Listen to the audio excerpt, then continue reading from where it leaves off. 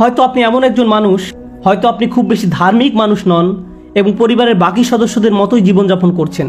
তারপর হঠাৎ একদিন হৃদয়ে এমন কিছু অনুভূত হয়েছে, আপনি বলছেন আমি এই পরামর্শটি গুরুত্বপূর্ণভাবে নিতে চাই। আমি জানি না এটি কিভাবে হয়েছে। হয়তো আল্লাহ পাক এটি একটি ইউটিউব ভিডিওর মাধ্যমে করেছেন, নয়তো একজন বন্ধুর মাধ্যমে করেছেন, অথবা অন্য কোনোভাবে করেছেন। কিন্তু আপনি জীবনে ভালো কিছু করার জন্যই আপনার জীবনকে পরিবর্তন করার সিদ্ধান্ত নিয়েছেন। যখন আপনি আপনার জীবনের আচরণগুলো পরিবর্তন করতে শুরু করবেন, প্রথম যেই মানুষগুলো আপনার এই পরিবর্তনগুলো লক্ষ্য করবেন তারা হচ্ছেন আপনার নিজের পরিবার। তারা এটি লক্ষ্য করবেন যে আপনি আর আগের মানুষটি নেই। আপনি আগের মতো কথা বলেন না, আগের মতো আচরণ করেন না, আপনি পূর্বের জায়গাগুলোতেও আর যান না, আপনার আগের বন্ধুগুলো আর নেই।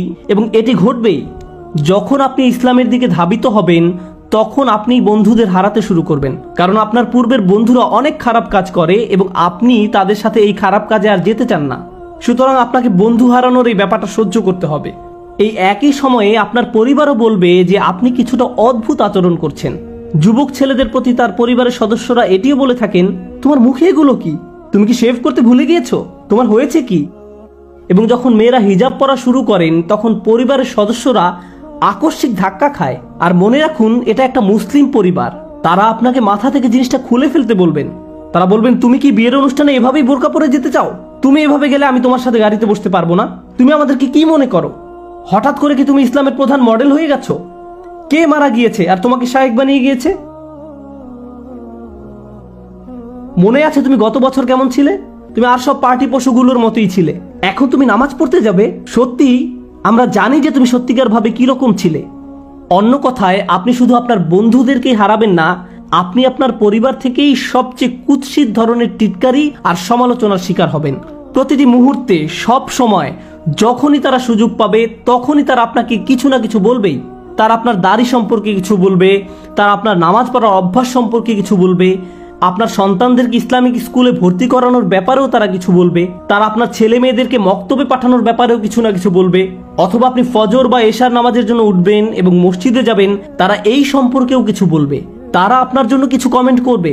আর এই মন্তব্যগুলো যন্ত্রণাদায়ক, এইগুলো অনেক যন্ত্রণাদায়ক। আর এই পরিবর্তনগুলো যদি যুবকদের মধ্যে হয়ে থাকে, তখন তাদের বাবা মায়েরা বলেন, তুমি তোমার মুসলিম বন্ধুদের সাথে মেশা বন্ধ করে দাও, মসজিদে যেও না, তোমার সময় নষ্ট করো না। আল্লাহে, আমি এরকম গল্প জানি যখন বাবা তার ছেলের ব্যাপারটি ধরে ফেলেছে। তার ক্লাসগুলো 3 থেকে 4 ঘন্টা ব্যবধানে, ক্লাসের মধ্যবর্তী সময় সে জোহর নামাজ পড়তে যায় এবং সে লাইব্রেরিতে পড়ালেখা না করে মসজিদেই লেখাপড়া করে। কারণ লাইব্রেরিতে দেখার মতো অনেক কিছু রয়েছে আর মসজিদের পরিবেশ ভালো। তখন বাবা বলছে, তুমি একজন চরমপন্থীতে পরিণত হচ্ছ। খেয়াল করুন, বাবার চোখে এখানে কোন ব্যাপারটি চরমপন্থা? ছেলেটি মসজিদে গিয়ে নামাজ পড়ছে, এটি তার জন্য চরমপন্থা। সুবহানাল্লাহ, মুসলিমরা নিজেরাই এমন আচরণ করছে। আপনারা কি মনে করেন অমুসলিমরা ইসলামের প্রতি বিমুখ? কখনো দেখেছেন মুসলিম পরিবারের লোকজন নিজ সদস্যদের সাথে কি আচরণ করে? বাবা মায়েরা তাদের সন্তানদের সাথে কি করেন?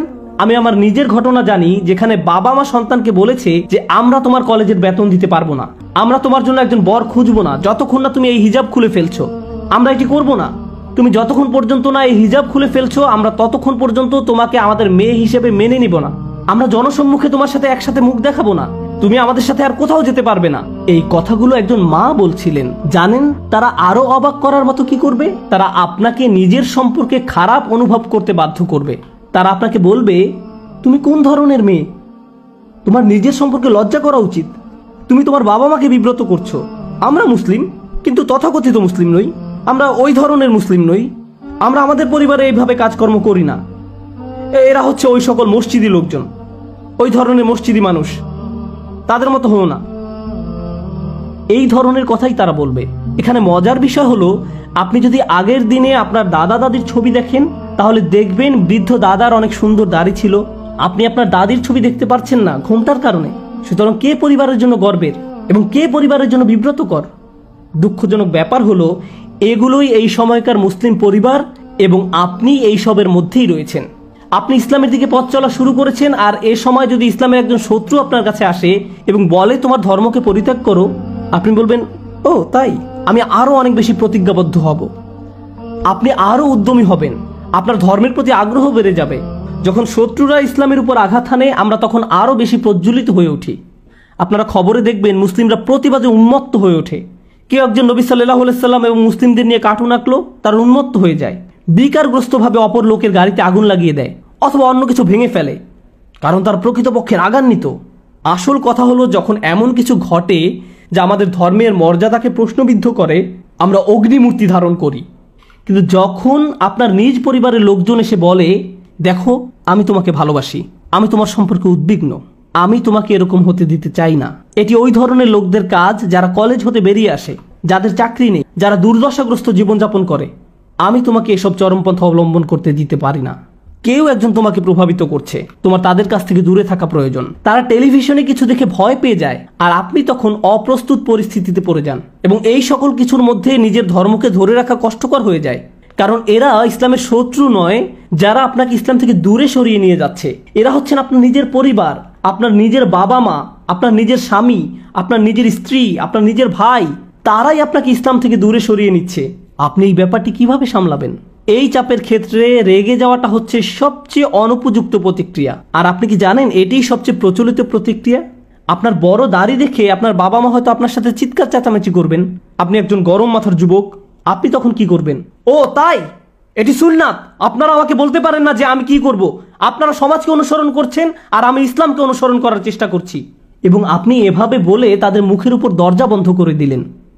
আপনাকে আরো অনেক শিখতে হবে, কারণ আল্লাহ কি আপনাকে এটা করতে বলেছেন? নিজের বাবা মায়ের মুখের উপর দরজা বন্ধ করে দেয়া, তাদের সাথে চিৎকার চেঁচামেচি করা? তারা তো শুধু আপনার দাড়ি নিয়ে আপত্তি করেছেন। আর ইব্রাহিম আলাইহিস সালামের পিতা ইব্রাহিম আলাইহিস সালাম কি করতে বলেছিলেন? তিনি কি ছোট কোনো ব্যাপার নিয়ে কথা বলেছিলেন, নাকি বড় কোনো বিষয় নিয়ে কথা বলেছিলেন? তার পিতা বলেছিলেন, যাও মূর্তিগুলোকে সিজদা করো। আর এতে তিনি কি ধৈর্যহারা হয়েছিলেন? তিনি কি রাগান্বিত হয়েছিলেন? না, হননি। আমাদেরকে শিখতে হবে যে আমরা আমাদের বাবা মায়ের সাথে কিরকম ব্যবহার করব। এমনকি যখন তারা আমাদের দিন থেকে সরে আসতে বলবেন, তখনও। তারা মুসলিম হোক অথবা অমুসলিম হোক, এটি কোনো ব্যাপার না। আল্লাহ আজ্জা ওয়া জাল্লা বলছেন, যদি তারা তোমাকে এমন বিষয় অনুসরণ করতে পিরাপিরি করে যার জ্ঞান তাদের নেই, সেই বিষয়ে তাদের অনুসরণ করো না। এমনকি এই সময়ও তাদের সাথে সহযোগিতা করো সবচেয়ে ভালো আচরণের মাধ্যমে। তাদেরকে মান্য করা আলাদা, আর তাদেরকে সম্মান করা আলাদা ব্যাপার।